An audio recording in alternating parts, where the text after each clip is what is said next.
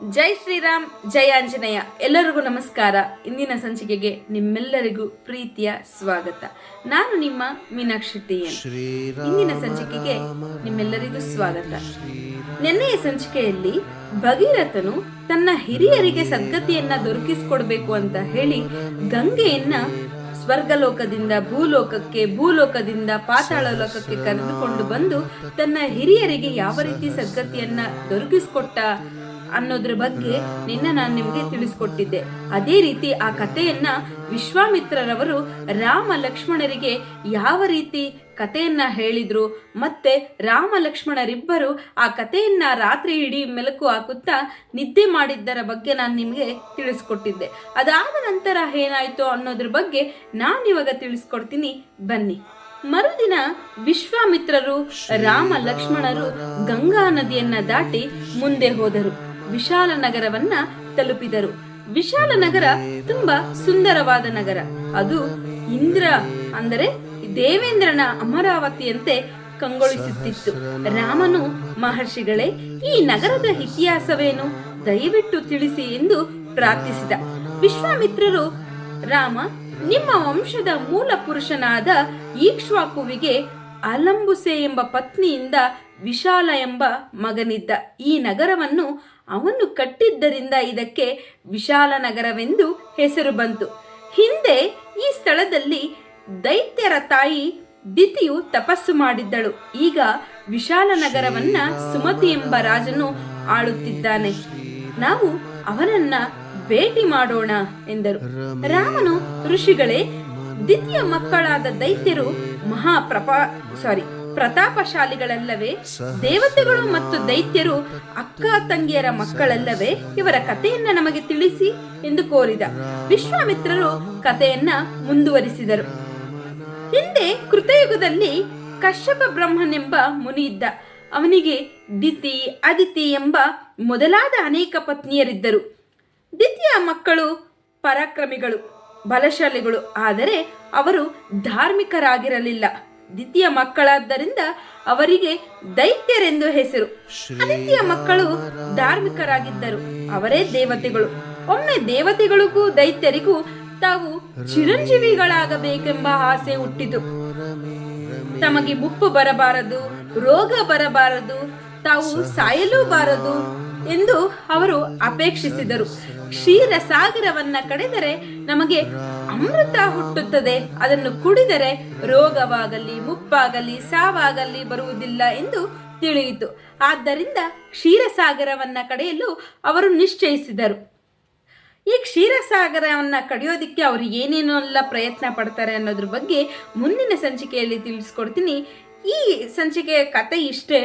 ರಾಮ ಲಕ್ಷ್ಮಣರಿಬ್ಬರು ವಿಶ್ವಾಮಿತ್ರರೊಡನೆ ಗಂಗಾ ನದಿಯನ್ನ ದಾಟಿ ಒಂದು ಸುಂದರವಾದ ನಗರವನ್ನ ಪ್ರವೇಶಿಸ್ತಾರೆ. ಆ ನಗರನೇ ವಿಶಾಲ ನಗರ. ಆ ನಗರಕ್ಕೆ ಹೋದ ತಕ್ಷಣ ರಾಮ ಕೇಳ್ತಾನೆ, ಮಹರ್ಷಿಗಳೇ, ಈ ನಗರ ತುಂಬಾ ಸುಂದರವಾಗಿದೆಯಲ್ಲ, ದಯವಿಟ್ಟು ಇದರ ಇತಿಹಾಸವನ್ನ ನಮಗೆ ತಿಳಿಸ್ಕೊಡಿ ಅಂತ ಹೇಳಿದಾಗ ಮಹರ್ಷಿ ವಿಶ್ವಾಮಿತ್ರರು ಹೇಳ್ತಾರೆ, ರಾಮ, ನಿಮ್ಮ ವಂಶದ ಮೂಲ ಪುರುಷ ಎನಿಸಿಕೊಂಡಂತಹ ಈಕ್ಷ್ವಾಕುವಿಗೆ ಹಲಂಬುಸೆ ಎಂಬ ಪತ್ನಿಯಿಂದ ವಿಶಾಲ ಎಂಬ ಮಗನಿದ್ದ. ಆ ವಿಶಾಲ ಈ ನಗರವನ್ನ ಕಟ್ಟಿದ್ದರಿಂದ ಈ ನಗರಕ್ಕೆ ವಿಶಾಲ ನಗರ ಎಂಬ ಹೆಸರು ಬಂದಿದೆ ಅಂತ ಹೇಳ್ತಾನೆ. ಈಗ ಪ್ರಸ್ತುತ ಆ ನಗರವನ್ನ ಸುಮತಿ ಎಂಬ ರಾಜ ಆಳ್ತಾ ಇದ್ದಾನೆ. ಅವನನ್ನ ನಾವು ಭೇಟಿಯಾಗೋದಿಕ್ಕೆ ಹೋಗ್ತಾ ಇದ್ದೀವಿ ಅಂತ ಹೇಳ್ತಾರೆ. ಹಾಗೆ ಇನ್ನೊಂದು ಕಥೆಯನ್ನ ಹೇಳ್ತಾರೆ. ಈ ನಗರದಲ್ಲಿ ದ್ವಿತೀಯ ಮಕ್ಕಳ ಈ ನಗರದಲ್ಲಿ ಹಿಂದೆ ದೈತ್ಯರ ತಾಯಿಯಾಗಿರ್ತಕ್ಕಂಥ ದಿತಿಯು ಕೂಡ ತಪಸ್ ಮಾಡಿರ್ತಾರೆ. ಮರುದಿನ ವಿಶ್ವಾಮಿತ್ರರು, ರಾಮ ಲಕ್ಷ್ಮಣರು ಗಂಗಾ ನದಿಯನ್ನ ದಾಟಿ ಮುಂದೆ ಬರ್ತಾರೆ. ಅಲ್ಲಿ ವಿಶಾಲವಾದ ನಗರ ಒಂದು ಸುಂದರವಾಗಿ ಕಾಣಿಸ್ತಾ ಇರುತ್ತೆ. ಅದರ ಹೆಸರು ಕೂಡ ವಿಶಾಲ ನಗರನೇ. ದೇವೇಂದ್ರನ ಅಮರಾವತಿಯಂತೆ ಕಂಗೊಳಿಸ್ತಾ ಇರ್ತೈತೆ. ಈ ರಾಮ ಲಕ್ಷ್ಮಣರಿಗೆ ಕುತೂಹಲ ತಡೆಯಕ್ಕಾಗದೆ ಮಹರ್ಷಿಗಳಿಗೆ ಕೇಳ್ತಾರೆ, ಈ ನಗರದ ಒಂದು ಇತಿಹಾಸವನ್ನ ನಮಗೆ ತಿಳಿಸ್ಕೊಡಿ ಅಂತ ಕೇಳಿದಾಗ ಮಹರ್ಷಿಗಳು ಹೇಳ್ತಾರೆ, ರಾಮ, ಇದು ನಿಮ್ಮ ವಂಶದ ಮೂಲ ಪುರುಷನಾದಂತಹ ಈಕ್ಷ್ವಾಕುವಿಗೆ ಅಲಂಬುಸೆ ಎಂಬ ಪತ್ನಿಯಿಂದ ವಿಶಾಲ ಎಂಬ ಮಗನು ಜನಿಸ್ತಾನೆ.